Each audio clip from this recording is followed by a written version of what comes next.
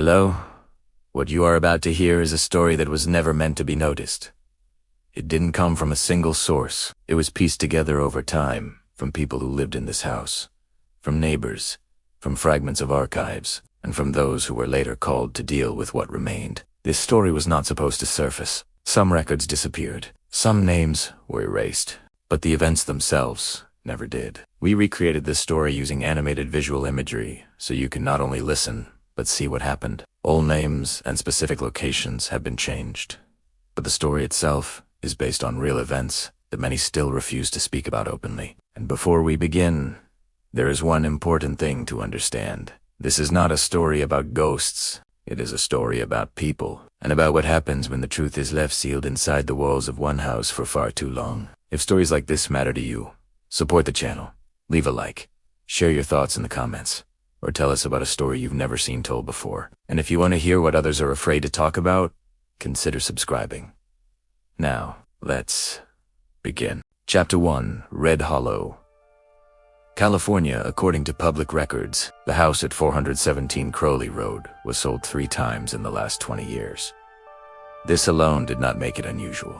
Red Hollow, California, sits far enough from the coast to be ignored and close enough to the highway to be forgotten. People pass it without stopping. Those who live there rarely explain why they stayed. Property changes hands quietly in towns like this, especially on the outskirts, where the land begins to thin and the streetlights stop too early. The Hayes family moved into the house in late August. There were no reports of disturbances at the time of purchase.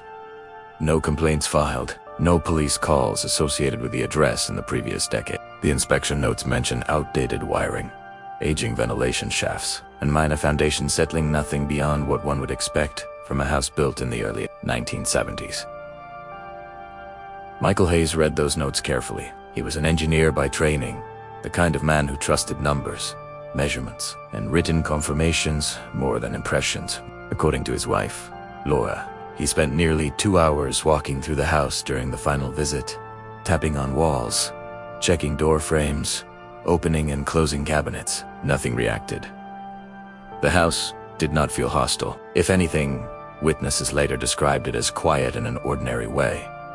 The living room smelled faintly of old wood and dust, warmed by sunlight. The backyard sloped gently toward a line of dry brush and low trees. At night, traffic noise from the highway could still be heard, distant and steady, like a reminder that the rest of the world had not vanished. Their children explored immediately. Ethan, 15, claimed the upstairs bedroom near the stairs. Noah chose the smaller room, facing the backyard. Emily, 6 at the time, stayed close to her mother, following Laura from room to room as boxers were unpacked. There was no moment when anyone said they felt watched. That detail would only appear later, in hindsight, added by memory rather than experience. On the first night, they slept polybot, for reasons common to any move. New sounds, different shadows, the unfamiliar geometry of a house not yet learned by the body. Laura later said she woke around 2:30 a.m. because she thought she heard footsteps. When asked to describe them, she hesitated. They didn't sound heavy, she said. More like someone moving quickly, but not running. Michael did not wake. Neither did the children. No one checked the house. At the time, there was no reason to. Red Hollow was quiet at night. Animals moved through the area: raccoons, stray cats, sometimes coyotes further out. Houses on Crowley Road backed up to land that had never been fully developed. Sound traveled strangely there, especially through old structures. By morning, the impression had faded. The following days passed without incident. Furniture was arranged. Boxers were flattened and stacked in the garage. Ethan complained about the internet connection. Noah spent long periods sitting on the floor of his room, listening to something through the open window that he never fully explained. Emily began asking questions about the house. How old is it? Who lived here before? Why does the hallway feel colder? Laura answered patiently. Michael dismissed the last question with a smile. Older houses had drafts. Ventilation systems behaved unpredictably. There was nothing mysterious about temperature differences between rooms. That explanation satisfied everyone, at least on the surface. The first clearly documented disturbance occurred on the 6th night. It was minor, a sound from inside the walls, near the floor. brief and irregular. A soft scraping, followed by silence. Michael assumed rodents. So did the service company he called the next morning. In Red Hollow, that explanation required no elaboration. No one yet considered the house unusual, not officially. Not until later, when people began to compare notes and realized how often that phrase appeared at the beginning of every account. At first, we thought it was nothing.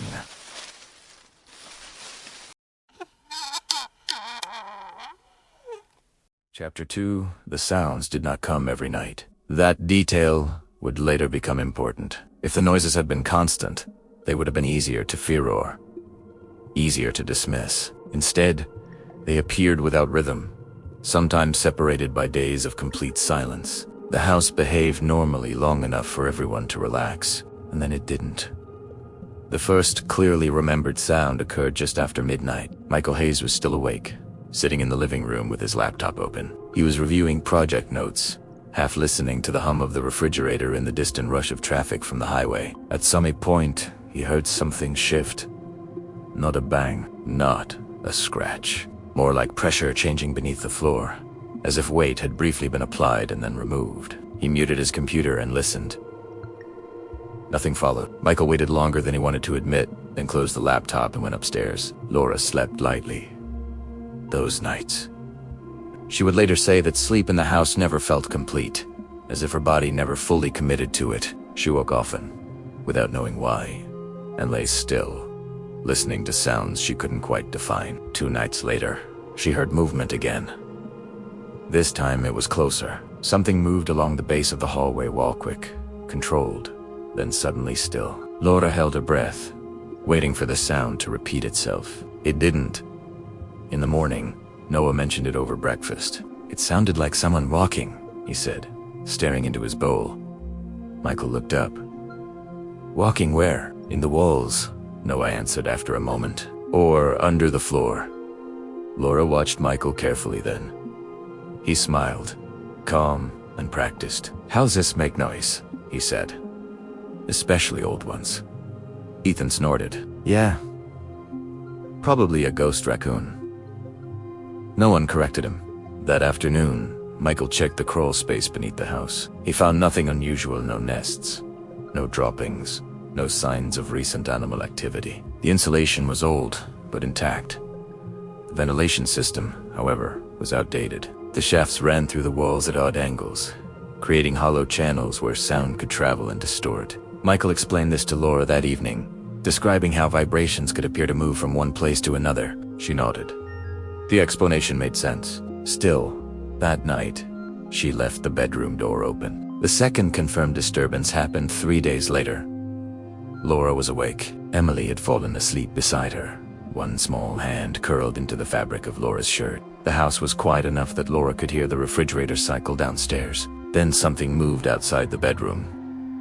Not running, not dragging, just quick, light steps, stopping suddenly as if whoever made them had realized they were being listened to. Laura did not get out of bed. In the morning, Michael called a pest control service. The technician inspected the attic, the crawl space, the vents. He placed traps near the perimeter and sealed poison stations in areas children couldn't reach. "Rats or raccoons," he said. "They get bold around places like this." Laura asked if animals could sound like footsteps. He shrugged. "Sound travels weird in older houses." That explanation appeared again and again in the notes later collected. Sound travels weird. The traps remained untouched. No poison was disturbed. The noises continued. They changed location. One night beneath Noah's room, another behind the stairs. Once, briefly, above the living room ceiling. Never the same place twice. Noah began waking up earlier than the others. Laura found him sitting on his bed one morning, staring at the wall near the floor. "What are you looking at?" she asked. He didn't answer right away. "Someone stands there at night," he said finally. Laura felt her stomach tighten. "Who?" Noah frowned, as if trying to remember something he hadn't fully understood. "They don't talk," he said. "They just wait." Laura sat beside him and pulled him close. That evening, Emily drew a picture. It showed their house. The proportions were wrong. The windows were too dark. Near the bottom of the page, beneath the house, two small figures were drawn side by side. Michael noticed it when he was throwing away scraps of paper from the kitchen counter. "Who are these?" he asked, lightly. Emily looked at the drawing. "They live inside," she said. "Inside where?" She pointed at the floor. "They don't like it when we make noise at night." Michael laughed softly and kissed the top of her head. "That's just your imagination." Emily didn't smile back. "They run when you listen," she said. Chapter 3. False Certainty. By mid, the family's attention shifted away from explanations that involved the house itself. The working assumption became simple. There was something living inside the structure. This was not an unusual conclusion. According to county maintenance reports, at least 6 homes in the surrounding blocks had reported animal intrusion within the previous 5 years. The Holloways followed standard recommendations. They sealed visible gaps near the roofline. They inspected vents, crawl spaces, and the attic access panel above the hallway. They installed motion-activated traps along the lower perimeter of the house. No damage was found in the attic. No nesting material was discovered. Still, during the nights, movement was heard. The sounds were not loud. They did not resemble running or heavy impact. They were described as measured, slow footsteps, followed by brief pauses. At least 2 of the children mentioned hearing them independently, without prompting. One of the sons reportedly asked whether someone was walking in the hallway after everyone had gone to sleep. No one was. The traps remained untouched. Over the following week, the family expanded their efforts. Adhesive strips were placed behind appliances. Baited cages were set near the ventilation ducts and beneath the sink in the laundry room. None of the devices were triggered. Despite this, the sounds persisted, often beginning shortly after midnight and ending before dawn. On several mornings, the father noted that interior doors were found slightly open, despite having been closed the night before. No signs of forced movement were present. During a secondary inspection of the lower hallway wall, attention was drawn to a section of baseboard that appeared uneven. The wood had lifted slightly from the drywall, as if pressure had been applied from behind. The baseboard was removed. Behind it, wedged between insulation and the wooden frame, was a folded newspaper. It disintegrated slightly when touched. The paper was old, unmistakably so. The date was still visible. August 14th, 1973. At the time, no connection was made. The newspaper was placed on the kitchen counter and left there overnight. That evening, the house was quiet. No footsteps were reported. Chapter 4. What the article didn't explain, the newspaper remained on the kitchen counter for most of the following day. No one treated it as evidence. Not yet. According to later accounts, the assumption was mundane. An old house, previous renovations, something left behind accidentally. The home had changed owners at least 3 times since the 1970s. Still, the article was read. The headline referred to the discovery of 2 teenage boys found deceased near the outskirts of the city. The cause of death was described as undetermined. No suspects were named. No charges were filed. What drew attention was the address. The article listed the location where the bodies were discovered as a property matching the Holloway residence. Same street, same number. The phrasing suggested the site had been undeveloped at the time, referred to only as private land near the eastern boundary. This conflicted with county records. According to municipal planning documents, the house had been built in 1968. 5 years before the reported incident, there was no mention of demolition, rezoning, or reconstruction. The article also referenced a police response time inconsistent with the area. Patrol logs from the early 1970s indicated that the nearest precinct would not have been dispatched from the location cited. The boys' names were printed. They were local. School records later confirmed that both had lived less than 10 miles from the property. One of them had attended a middle school that still existed under the same name. No follow-up articles were found in the same newspaper edition. No memorial note. No obituaries. The article ended abruptly, with no indication of further investigation. That night, the sounds returned. They were quieter than before, but closer. According to notes kept by the parents, the movement was no longer confined to the hallway. It was heard near the children's rooms. Brief steps, then stillness. One of the sons reportedly asked why someone was standing outside his door. There was no one there.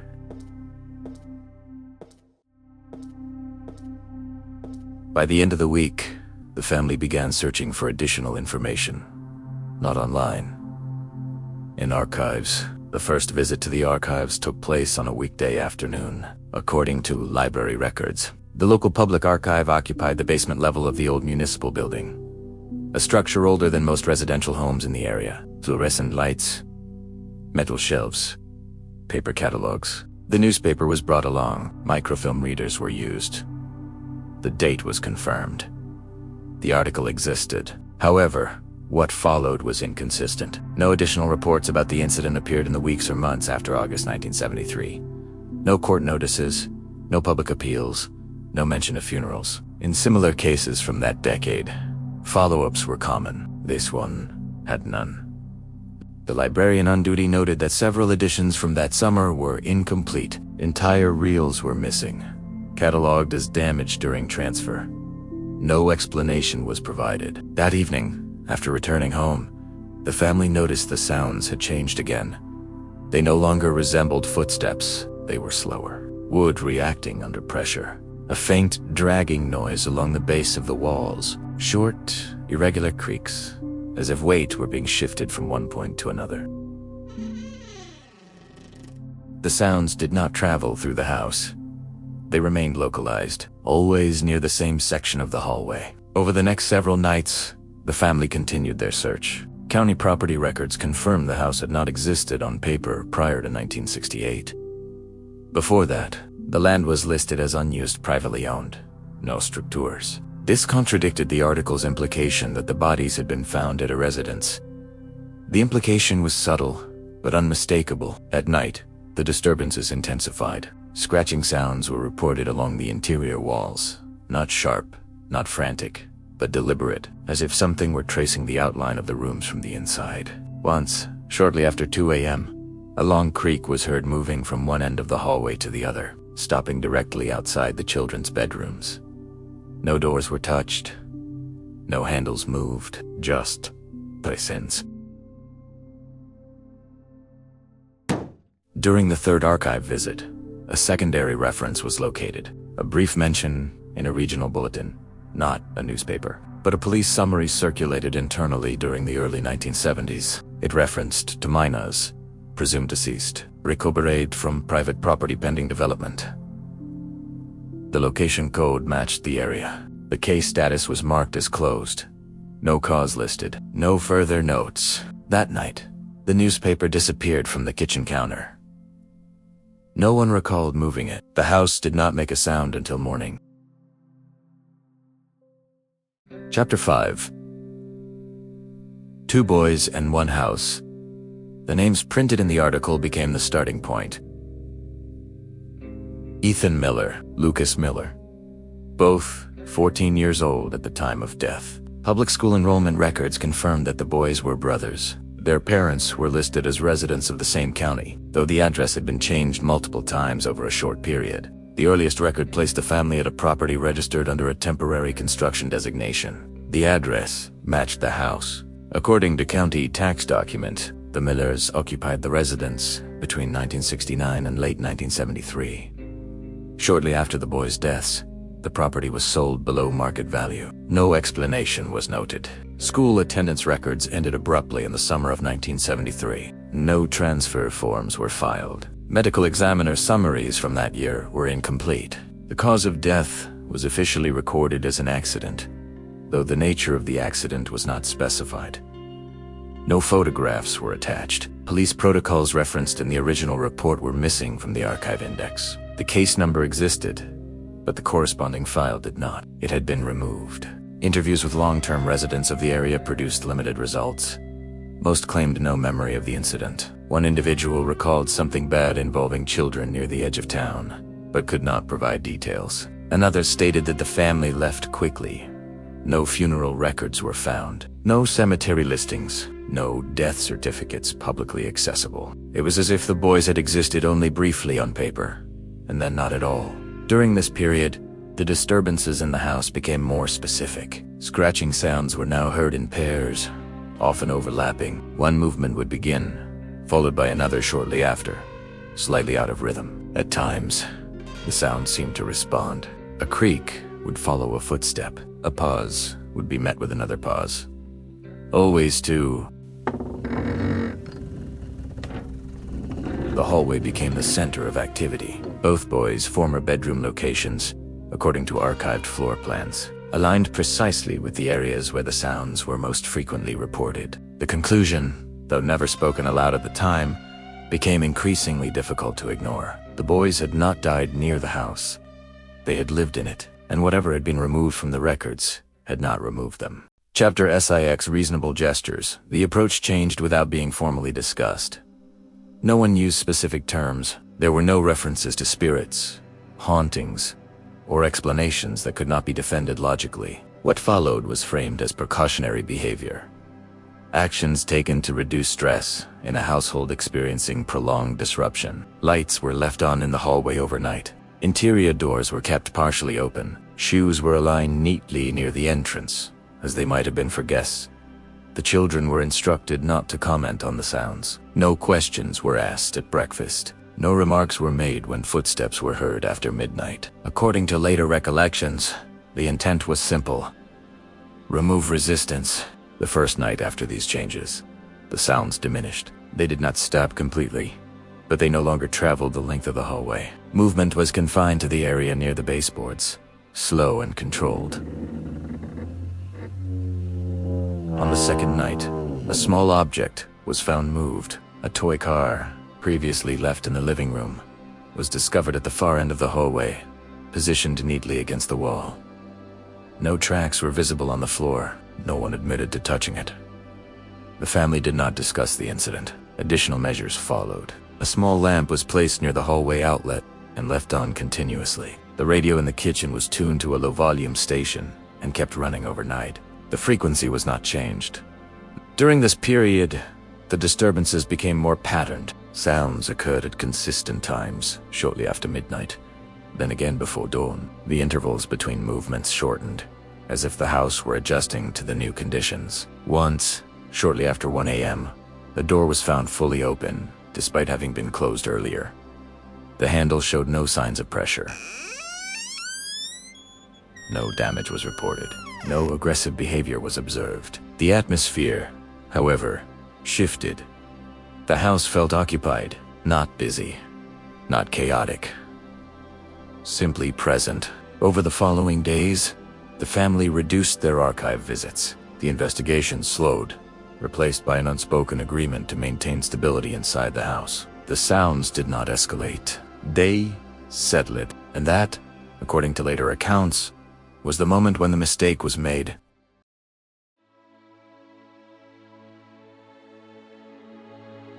The decision to involve a priest was presented as practical rather than spiritual. According to the family, the intention was not to perform any ritual, but to obtain an external assessment, someone accustomed to visiting homes under stress, someone trained to observe patterns others might miss. Father Thomas Reynolds arrived in the early afternoon. He was in his late 50s, assigned to a parish several miles away, and had previously assisted families dealing with prolonged bereavement or domestic trauma. There was no record of him performing exorcisms. He asked few questions. He walked through the house slowly, pausing at several points without explanation. He spent the longest time in the hallway, standing near the section of wall where the newspaper had been found. He did not pray aloud.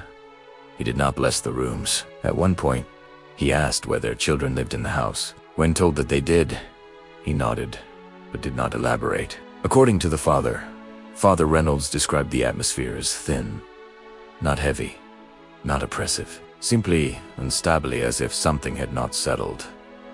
He made no mention of demons. He stated that what he sensed did not feel malicious. "It feels incomplete," he said. When asked to clarify, he paused. Then he added the sentence that would later be repeated verbatim by every member of the family. "This isn't hell. This is someone who didn't understand that they died." He described the presence as residual, not intelligent in the conventional sense, but persistent. He compared it to a child waiting in a place they were told not to leave. Lost, not angry, but aware. Before leaving, Father Reynolds advised against further engagement. No attempts to communicate. No gestures. No assumptions of intent. Attention reinforces uncertainty, he said. That night, the house reacted. The sounds returned earlier than usual. Movement was heard shortly after the lights were turned off. Not in the hallway, but inside the walls themselves. Slow pressure, soft, uneven creaking, as if weight were being tested carefully. For the first time, a child's bedroom door closed on its own. No force. No sound. Whoosed movement. Chapter 7. The attempt to appease the change in behavior was gradual and, at the time, carefully justified. According to family notes, the actions were framed as symbolic rather than literal. There was no stated belief that objects would be received or understood. The intent was to create calm, to acknowledge presence without confrontation. Small items were placed along the hallway. Children's toys, individually wrapped sweets, a glass of water left on the floor near the baseboard. 2 candles were lit and positioned at opposite ends of the corridor. They were extinguished before sleep, but relit each evening. No one spoke while arranging them. The first night passed without incident. The objects remained where they had been left. The second night, several items were displaced. A stuffed animal, originally positioned upright against the wall, was found lying face down near the bathroom door. One of the candies was missing its wrapper, though the sweet itself was not found. No residue. No teeth marks. The third night marked a shift. Shortly after midnight, movement was heard, faster than before. The sounds were no longer measured or hesitant. They overlapped, irregular and close together, as if occurring in confined space. By morning, the hallway had changed. 2 toys were broken. One plastic figure had been twisted at the torso, snapped cleanly, as if bent beyond its design limits. A second object, a toy car, had been crushed inward, its wheels separated from the frame. The damage did not resemble normal wear. The candles were found melted unevenly, wax pooled far beyond what gravity would suggest. One wick had been pressed flat, embedded into the wax itself. The sounds that followed that night were no longer ambiguous. What had once resembled footsteps now carried a rhythm that suggested intent. Abrupt stops, sudden shifts in direction, rapid pressure against the walls, and beneath it, faint but unmistakable, something else. A sound resembling laughter. Not loud, not clear, distorted, uneven, and brief, as if cut short repeatedly. At this point, the family still referred to the presence as the boys. The assumption remained intact, that what they were dealing with retained the nature of children. That assumption was incorrect. The behavior no longer aligned with loss or confusion. The movements were not exploratory. The responses were not passive. Whatever remained in the house was no longer reacting, it was testing. And the gestures meant to comfort it had been interpreted as permission. Chapter 8. The woman who claimed contact. She arrived without equipment. No recorders, no instruments, no identifiable tools beyond a leather bag and a small notebook she never opened. Her name was given as Margaret Keene. She described herself as a sensitive consultant, a term she used repeatedly and without elaboration. There was no formal affiliation, no certification, and no prior documentation of her work beyond handwritten testimonials provided by previous clients. Payment was discussed before the visit began. According to the family, this was framed as standard procedure. Margaret Keene walked through the house quickly, with visible confidence. Unlike Father Reynolds, she did not pause. She did not listen. She spoke continuously, narrating sensations before anyone else could describe them. She referred to the presence immediately. "You have children here," she said, without being prompted. 2 of them. She claimed the house was a crossing point, though she did not explain what that meant. She insisted that the activity had escalated because the family had acknowledged the presence without establishing boundaries. Her proposed solution was immediate intervention. That evening, she conducted what she referred to as a clearing session. Candles were placed again, this time in a circular pattern. Salt was scattered along the hallway floor. Margaret instructed the family to remain in the living room and to avoid reacting to any sounds. She spoke aloud, not in prayer, not in any identifiable language. Her voice remained calm, conversational, as if addressing someone standing just out of sight. Hushti, husperon intelligible. According to the parents, the temperature in the hallway dropped noticeably within minutes. The air felt dense, resistant to movement. Then the sounds began. Not footsteps. Impact. A sharp, sudden noise echoed from the children's hallway, followed by another. A door slamming with enough force to rattle the frame. Margaret continued speaking. She raised her voice slightly, insisting that they were being heard. Another door slammed. Then another. The sound traveled from one end of the hallway to the other, rapid and uncoordinated, as if multiple points were reacting at once. It was at approximately 11:40 p.m. The sound was reported that none of the family members had heard before. A scream. High-pitched. Brief. Cut off abruptly. It did not resemble an adult voice. It did not resemble any of the children. Margaret stopped speaking. For the first time since arriving, she appeared uncertain. She ended the session shortly after, stating that the contact had been established and that resistance would lessen overnight. She warned against further investigation and advised the family not to interfere with the process. She left within the hour. Payment was taken in cash. That night, the family did not sleep. The house did not settle. The sounds continued without patterns, sharp impacts, scraping along the walls, rapid movement that no longer paused or By morning, physical evidence was visible. Long marks had appeared along the lower section of the hallway wall. The lines were uneven, shallow in some places and deep in others, as if made with varying pressure. They were too wide to be nails, too consistent to be accidental. Margaret Keane did not answer follow-up calls. Music stays low. Without resolution, the house did not calm down after her visit. It escalated. That was the first clue they missed. The night after the ritual, the air inside the house felt overstretched, like fabric pulled too tight. Every sound arrived late, distorted footsteps with no clear direction.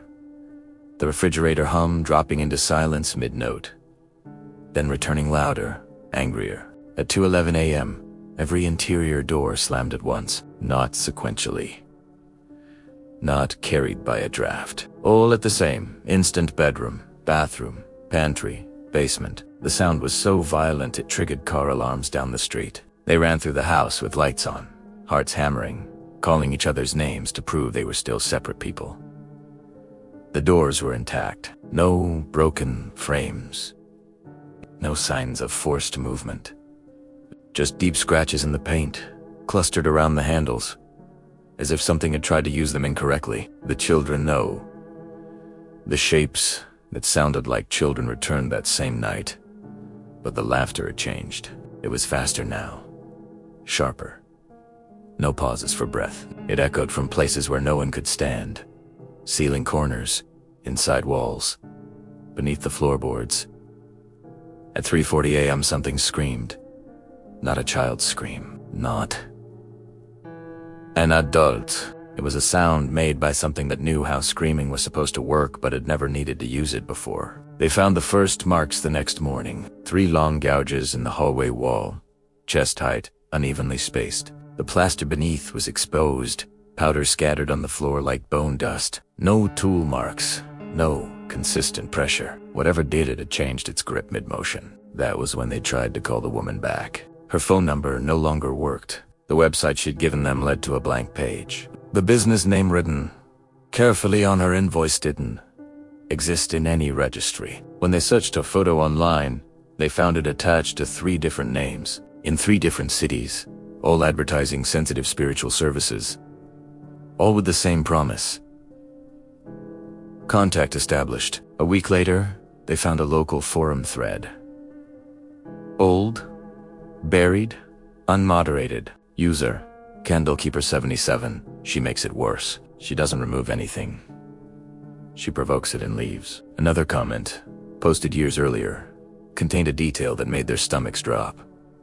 After she cleansed our house, it stopped pretending. That sentence stayed with them, because pretending was exactly what it ended. The house no longer used children's footsteps. No more small hands. No more playful timing. Instead, the sounds became efficient. Heavy movement across ceilings, weight shifting with intent. The scratching returned nightly, always at the same time, always longer. The marks multiplied not random, but clustered into repeating patterns, as if something was practicing. And the laughter. It no longer came from the dark, it came from behind them. They finally understood the mistake, not just hiring her, but believing the narrative she sold them, that something wanted to be heard, that it wanted acknowledgement, that it was waiting. She hadn't contacted anything. She had announced them. She had treated the house like a stage and rang a bell in the dark, telling whatever lived there that it was allowed to perform. And now the house was no longer reacting. It was rehearsing. The children were never the threat. They were the mask, and whatever was underneath had learned how well it worked. Chapter 9. The exorcists and the truth, they arrived without ceremony, and that alone unsettled the family more than any noise the house had ever made. There was no dramatic knock, no raised voices, no visible symbols meant to establish authority. Two men stepped out of an unmarked car just before sunset, dressed plainly, carrying nothing that looked overtly religious. They stood at the edge of the driveway for several minutes without approaching the house, not speaking to each other, not acknowledging the family watching them through the living room window.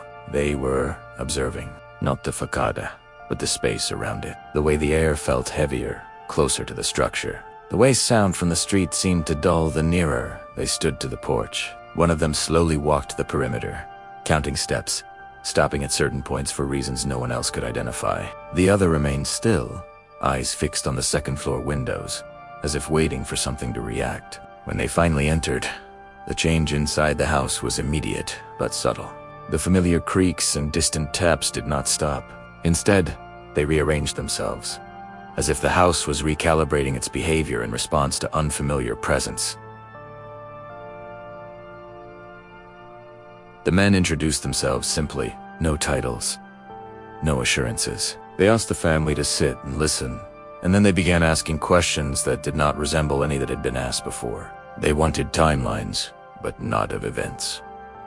They wanted emotional sequences, when fear had shifted from confusion to expectation, when the sounds stopped feeling random and started feeling intentional, which rooms caused unease even when silent, which spaces felt avoided, both by the family and by the disturbances themselves. They took notes constantly, but not on what was said, on when voices faltered, on which details were skipped instinctively, on which rooms the children hesitated to describe. Only after this did they begin moving through the house. They did not bless anything.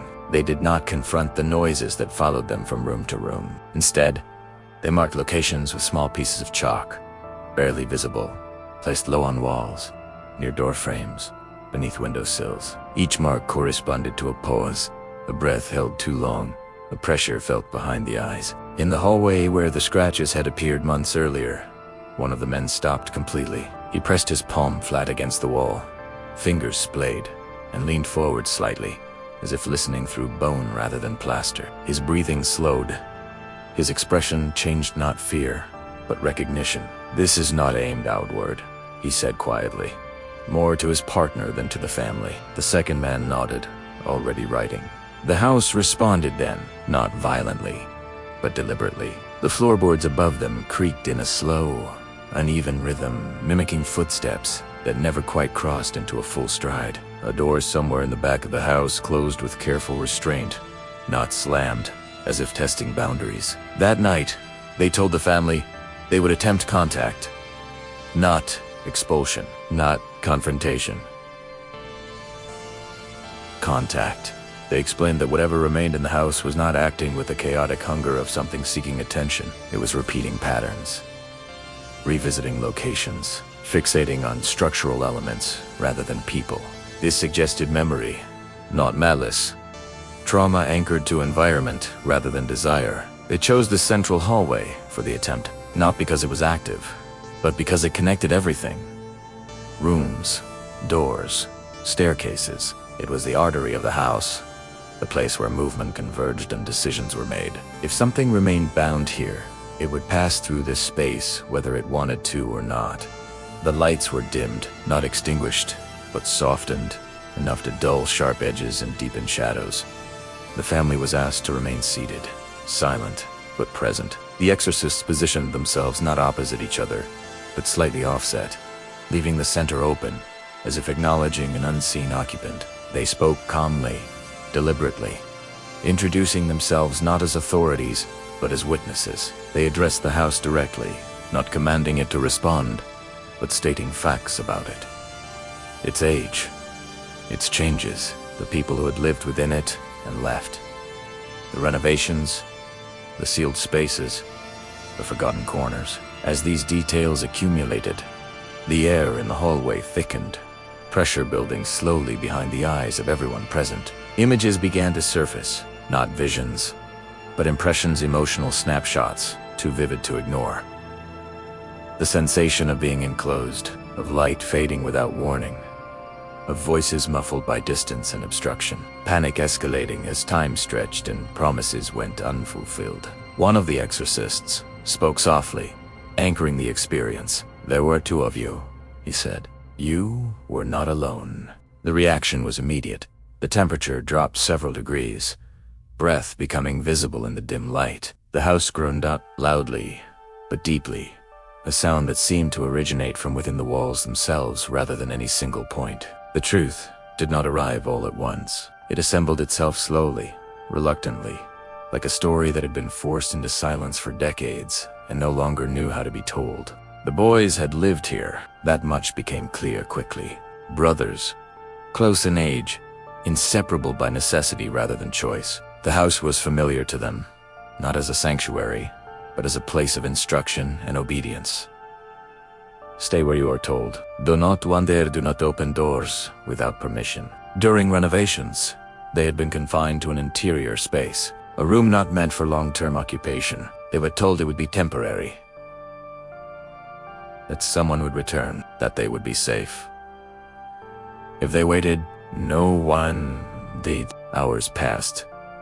Then a night. Hunger set in quickly, followed by thirst. Panic followed close behind, turning minutes into eternity. They cried out until their voices failed, pounding on barriers that did not give, calling for adults who were already choosing not to hear. Neighbors noticed something. Sounds. Changes. But nothing concrete enough to demand action. Silence became easier than intervention. By the time the house was reopened, the narrative was already prepared. An accident. A tragedy.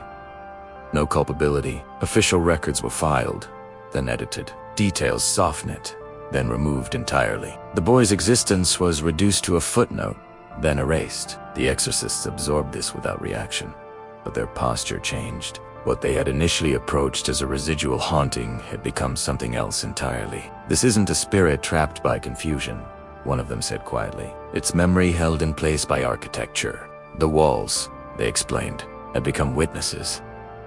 The doors, accomplices. The rooms, participants in a slow, silent execution. The house had learned what happened within it, and had never been allowed to forget. They don't direct their anger at people," the second man added. "They direct it at the structure that kept them alive long enough to understand they were dying."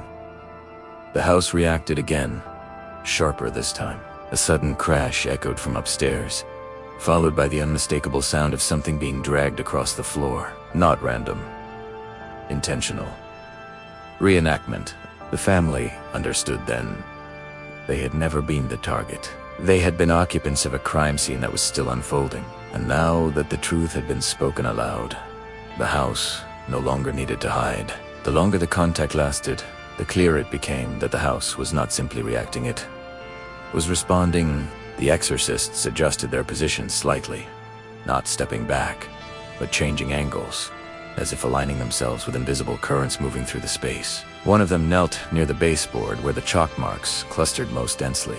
He traced the outline of the wall with 2 fingers, stopping at irregular intervals, pausing where the surface seemed subtly warmer, then colder than it should have been. "This is where it concentrates," he said, his voice steady but subdued. "Not in one room, in transitions, doorways, corners, thresholds. Places where movement was supposed to continue but had been interrupted." As he spoke, A low vibration began to pulse through the floor, not enough to shake objects loose, but enough to be felt through the soles of their feet. The sound resembled breathing slow, uneven, strained. The house was not manifesting violence. It was reliving endurance. The second exorcist addressed the presence again, this time not with statements, but with carefully framed questions. He did not ask why. He asked how long. He did not ask who was responsible. He asked who knew. Each question tightened the atmosphere, compressing the space until it felt difficult to draw a full breath. Images surfaced more clearly now, not as fleeting impressions, but as structured memories. A dim room, boards nailed over exits, light filtering through gaps that grew narrower as time passed. Two figures pressed together in the dark, whispering plans that never had a chance to succeed. The exorcists did not interrupt these moments. They allowed the silence to stretch, understanding that forcing clarity too quickly would only fracture what was being revealed. What emerged was not rage in its raw form, but something more corrosive. Betrayal. The boys had waited because they had been trained to wait. Obedience had been framed as safety. Disobedience as danger. Even as hunger hollowed them out, even as panic escalated into terror, they remained where they had been placed, convinced that leaving would make things worse. That's why the house matters, one of the exorcists said softly, almost to himself. It's where the lesson failed them. The house creaked in response, a deep, resonant sound that traveled upward through the walls and settled in the ceiling like a held note. Somewhere above, a door opened slowly, its hinges protesting with deliberate restraint, then closed again with the same care. The sound carried intent, not randomness. The exorcists exchanged a glance. What they were dealing with was no longer passive. The contact had shifted something fundamental. They don't want release, the second man said quietly. They want acknowledgement. But acknowledgement, they explained, was not enough to dissolve what had formed here. The house had become more than a container for memory. It was an instrument. Every sound it produced, every movement it allowed or denied, was a repetition of control, confinement, and delayed rescue. They moved upstairs, following the disturbances not with haste, but with careful attention. Each step was measured, each pause deliberate. The family followed at a distance, unwilling but unable to stay behind. In the room where activity had been most intense, the air felt compressed, as if the walls had inched closer together over time. The exorcists noted the placement of windows, the angles of the ceiling, the ways sound behaved differently here, echoing too long, lingering after voices stopped. This room was changed, one of them observed. After they found evidence of sealed vents, altered supports, minor renovations that made sense structurally but felt excessive for the space, adjustments that prioritized containment over comfort. This is where it learned, the other said. Not just what happened, but how it happened. The house reacted sharply then. A sudden force slammed into the far wall, rattling frames and knocking dust loose from the ceiling. The sound was violent, but controlled, like a fist stopping just short of breaking through. The exorcists did not retreat. Instead, one of them spoke directly to the presence again, his tone firm but measured, acknowledging what had been uncovered without assigning blame where it no longer served a purpose. You were left, he said. You were forgotten. And what remained here learned how to remember for you. The pressure in the room spiked, then slowly receded. The house seemed to settle, not calming, but focusing, as if narrowing its attention. That was when the exorcists understood the final, most troubling truth. The boys were no longer simply present within the house. They had become inseparable from it. Their fear, their waiting, their final understanding that no one was coming these things, had fused with the structure itself. The house did not host them. It continued them. They can't leave, the second exorcist said quietly, his voice heavier now, and they won't. The family felt the weight of those words settle over them like dust that could not be brushed away. Whatever came next would not be resolved through compassion alone. The truth had clarified the shape of the problem, but it had also revealed its permanence. As they descended the stairs, the house fell silent, not the uneasy silence of restraint. The attentive silence of something that knows it has been fully sin-end, is deciding what to do with that knowledge. Chapter 10. The negotiations that failed the exorcists did not rush into action after the truth had been revealed. That, too, was deliberate. They remained in the house for 2 more days, observing not the manifestations themselves, but the rhythm behind them. They documented when the sounds appeared, how long they lasted, and more importantly, what preceded them. The disturbances were no longer erratic. They followed patterns tied to routine, to movement, to moments of transition between sleep and waking. It became clear that the house was responding less to fear and more to intention. On the 3rd evening, the exorcists gathered the family and explained what would happen next. They would attempt to negotiate, not with the house, but with what had fused to it. They would offer resolution, rest, a release from repetition. They were careful with their language. They did not promise peace. They promised stillness. The attempt took place after midnight, when the house was most active and least defensive. The lights were lowered again, but this time several candles were placed at specific points, not as offerings, but as markers. Each flame represented a boundary, a point beyond which they would not allow the presence to retreat without acknowledgement. The exorcists stood facing the staircase, where activity had consistently intensified during prior contact. Their posture was calm, grounded, intentionally non. They spoke slowly, with measured authority, addressing the boys directly. They spoke of time passing, of the house changing, of people coming and going who had no knowledge of what had happened within these walls. They acknowledged the waiting, the abandonment, the betrayal that had followed them into death. Then they offered an alternative. They spoke of rest without confinement, of silence without vigilance, of an existence no longer defined by rooms and doors, and the constant anticipation of rescue that never arrived. For several long minutes, nothing happened. Then the house responded not with violence, but with laughter. It echoed from multiple points at once, overlapping, distorted, warped by the structure that carried it. It was unmistakably childlike in tone, but stripped of innocence, hollowed out by repetition. The candles flickered violently. The exorcists did not react. They repeated the offer. This time, the response came as a sudden, forceful drop in temperature, accompanied by a sharp pressure that made ears ring and eyes water. The staircase groaned, every step creaking at once, as if bearing invisible weight. A voice followed, not external, not spoken aloud. It arrived as a collective intrusion, a thought pressed into consciousness with undeniable clarity. We are already where we belong.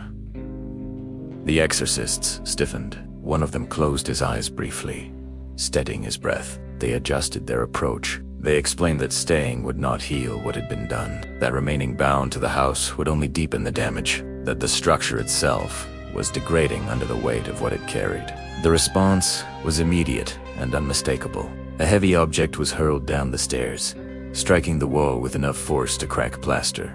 Another followed, then another, each thrown with precision, not randomness. The message was clear.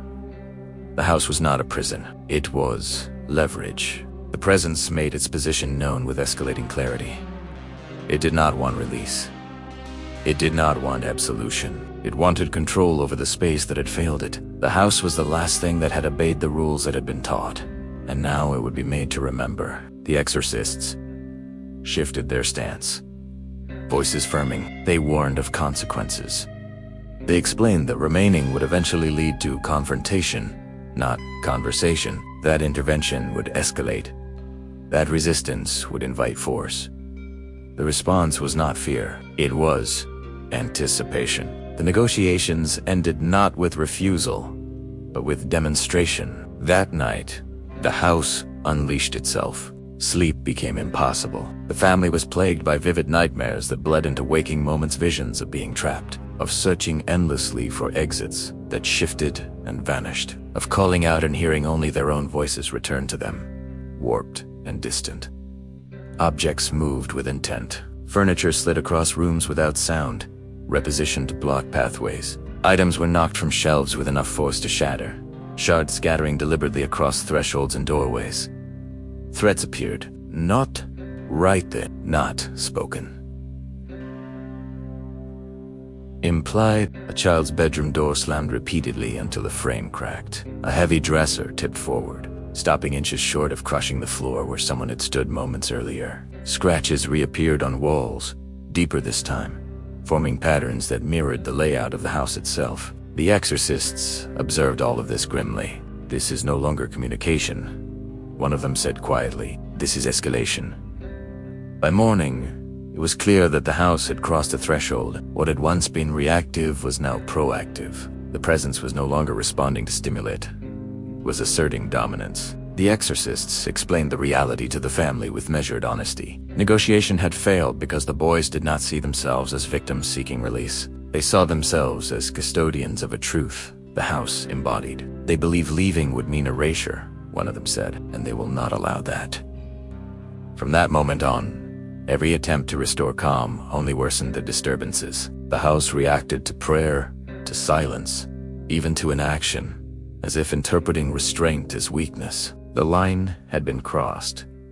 There would be no peaceful resolution. The exorcists prepared for the next phase, fully aware of the risks. From this point forward, one of them warned, "Everything we do will provoke resistance." The house responded with a low, resonant sound that vibrated through every surface at once. It sounded almost like agreement. Chapter 11. 3 attempts of expulsion. The first attempt began quietly, deceptively, with the family bracing themselves in the living room as the exorcists set up their markers and instruments. Nothing was overtly dramatic at first. The air was heavy, scented faintly, with candle wax and dust, and the walls seemed to lean inward ever so slightly, as if the house itself was aware of their preparations. The exorcists moved with precision, placing symbols, reciting prayers in measured tones, and projecting authority without aggression. The family watched, tense and wide-eyed. Every creak of the floorboards sounded like a gunshot. Every draft seemed deliberate. Every shadow hung just long enough to suggest movement where there was none. They had been through storms of knocks, bangs, and night terrors. But this was different. This was a confrontation. They were finally acknowledging the presence in the house. What had been waiting patiently in silence for decades, and the house knew it. The first effort, however, met immediate resistance. The moment the exorcists began speaking directly to the boy's memory, the environment changed. Air thickened, pressure increased in the rooms, and the subtle creaks that had been part of the house's language became violent groan. Objects that had lain undisturbed for months were suddenly flung from shelves. A chair in the dining room toppled over without warning, narrowly missing the youngest son. The exorcists held their ground, calling names and stating boundaries. But the house retaliated with cunning rather than brute force. Doors slammed repeatedly, seemingly in response to the cadence of their prayers. The family realized quickly, this was not a malevolent force seeking vengeance. It was a force of survival, an intelligence born of trauma, anchored in walls, thresholds, and ceilings. The first attempt ended in partial failure. The boys, or what remained of them, did not leave. The house remained theirs. The exorcists retreated only to regroup, knowing that brute repetition would not yield results. Instead, they analyzed every reaction. The rooms where objects moved fastest, the spaces where temperature dropped, the points where shadows thickened. They mapped patterns, understanding that this presence did not respond to force, but to disruption, to rhythm, to attempts to control it without acknowledging its history. 3 nights later, they attempted the second expulsion. The exorcists arrived equipped with additional tools, carefully placed candles, salt lines, and small fragments of blessed metal. They began systematically, moving from room to room, identifying high concentration areas of energy and attempting to negotiate each point. The family, tense and fearful, followed cautiously. Each step into the hallway was deliberate. Even the slightest misstep could provoke unpredictable reactions. The second attempt was partially successful, but only temporarily. Some rooms quieted for short periods. The staircase, once the epicenter of disturbances, fell silent for nearly an hour. The exorcists allowed themselves a small sigh of relief, but the house was far from defeated. When the night reached its zenith, objects began to move again, not aimlessly, but with terrifying precision. A dresser slid across the floor as if it were alive, blocking access to the stairwell. A bedroom door locked itself with a sharp bang, trapping the family's youngest inside for several seconds before swinging open. Every incident was deliberate, intelligent, and chillingly intimate, designed to communicate memory, trauma, and ownership. It became clear the house was punishing them, not with indiscriminate chaos, but with lesson. Every rearranged object, every crash, every shadow projected against the walls was a reminder of the final days of the boys' lives. Their confinement, their fear, their abandonment. This house, in essence, was a witness, an accomplice, and now an executor of memory. By the third attempt, everything had shifted. The exorcists approached the house at nightfall with a grim awareness. This would not be an ordinary effort. This would be exhaustive, orchestrated down to the smallest detail. They coordinated movements, synchronized prayers, and rehearsed communication patterns with the boys' memory, hoping to create a sequence the house would recognize as acknowledgement without provoking further retaliation. The night stretched endlessly. The exorcists moved through corridors, invoking names, reciting rituals, tracing walls with their hands, placing symbolic markers in precise locations. The house responded immediately. Floorboards groaned. Doors rattled. A distant piano note played from somewhere deep in the attic, though no instrument remained there. Shadows twisted unnaturally, stretching along the walls, as if alive. A window cracked, small but audible, and a breeze, colder than anything natural, brushed the family's cheeks. In the climax, the house's responses escalated. Objects were no longer thrown but moved with purpose, blocking paths, cornering the family, creating illusions of new walls, new corridors, spaces that had never existed. The exorcists countered with coordination and timing, guiding the family safely through each iteration. They spoke firmly to the memory of the boys, reminding them of names, events, and promises. They acknowledged trauma without judgment.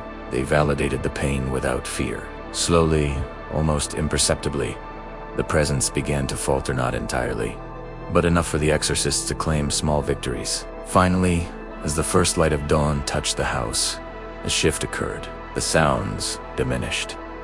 Shadows receded. Objects that had been in motion for hours settled. There was still tension in the air, a lingering oozness, but it was controlled. Something had left Tor, at least.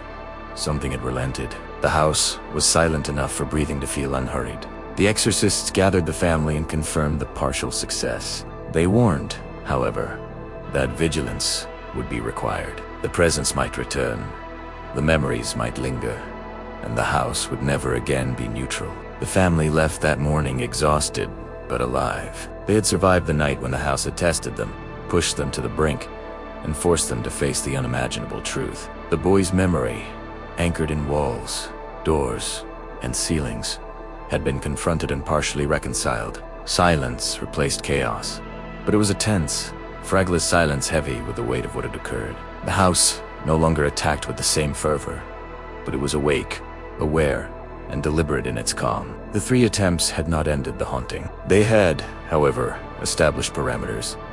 The family, the exorcists, and the house now knew the boundaries. The boys had been acknowledged. Their story, their suffering, had been seen, and for now, that was enough to grant temporary respite. But it was clear to everyone involved that this was not the conclusion. The house, the memory, and the intelligence bound within it would remain vigilant. Any lapse, any disrespect, any unrecognized truth could reignite the terror at any moment. It was a victory of endurance, precision, and respect. A victory that came at a cost. Sleep was impossible for weeks afterward. Nightmares bled into day. Shadows seemed to linger longer than they should. Even in the absence of active disturbances, the family felt eyes upon them, as if the house itself were observing their movements, evaluating their fidelity to the truth they had confronted. The exorcists, left with instructions, warnings, and assurances that were conditional, not absolute. They had faced the full memory of the boys' final days, experienced the house as it had held their consciousness, and had only partially restored order. The house had survived their attempts. The boys had survived their acknowledgments. The family remained inside a structure that would never be neutral again. The attempts of expulsion were over, not with a clean victory, not with triumph, but with a fragile balanza, delicate understanding that the house, the boy's memory, and the family must coexist, each aware of the stakes, and that understanding would be tested again, sooner or later. Chapter 12. Epilogue. 6 years later, the house had lain in uneasy silence for 6 years. Not empty silence, not peaceful silence, but a quiet that was taut. Like a drawn wire ready to snap at the slightest touch, the family had learned to coexist with it, respecting its memory, keeping rituals minimal, speaking carefully, never provoking more than necessary. They had rebuilt life around the invisible imprint of those boys, around the memory of the nights when the walls themselves had breathed anger and fear. The youngest, now 12, had grown up in a home still marked by its past. She had learned the soons that creaks, the whispers, the subtle movement of air that spoke of presence. She had learned to move carefully through the hallways, to respect the spaces where nothing should have survived, but did. Yet, on her 12th birthday morning, the fragile peace shattered. She woke early, sunlight slicing through curtains, illuminating a backyard that seemed ordinary at first glance. Then, she noticed it. A small, lifeless animal lying near the back porch, its eyes dull, body unnervingly still. The sight alone would have been shocking under normal circumstances. Inti's house. It was a Harold. Closer inspection revealed the horror that made her stomach twist. Across the pale fur, Inti Males blood, words were spelled with deliberate precision. "We are not done with you." The message was childish in form, yet monstrous in intent. The letters were large, deliberate, dripping, impossible to ignore. The girl froze. The world seemed to slow, her pulse raced, but she forced herself to step back, taking in every detail, the placement of the animal, the direction it faced, the lack of paw prints or evidence of struggle. The house, even in its silence, seemed to lean closer to watch her reaction, measuring her fear, her comprehension, her understanding of what had just happened. Inside, her parents felt it immediately. A cold rush ran through the rooms, subtle but unmistakable. The atmosphere thickened, shadows stretching where they should not, sounds from the past layering over the present, faint footsteps, whispers, echoes of laughter twisted into warning. The girl did not scream. She did not run. She stared at the message, feeling the weight of the years condensed into one morning. 6 years had passed. She had grown, learned, adapted. But the boys, what had become of them, had returned, not for revenge, not for chaos, but to assert continuity. They were reminding the family that the story was unfinished. That time alone could not erase the memory, the trauma, or the control they had wielded. Her mother entered then, drawn by the tension she had always known how to sense. The words on the ground were enough to bring understanding without explanation. Together, they looked at the yard, at the signs, at the invisible threads that bound them to the past. They understood that the house had not forgiven, and the boys had not forgotten. This morning, like the nights of old, held a promise. The house was still alive, the memory was still active, and the family was still part of a story they had never truly finished reading. Somewhere, in the corners of walls, under floorboards, in the silent echoes of empty rooms, the boys waited, watching, remembering, ready. The epilogue ended, but the story had not. It lingered like a shadow in the home's quiet spaces, whispering that nothing is ever truly resolved, that the past is always present, and that the next chapter would begin not with choice, but with the inevitability of memory asserting itself once again.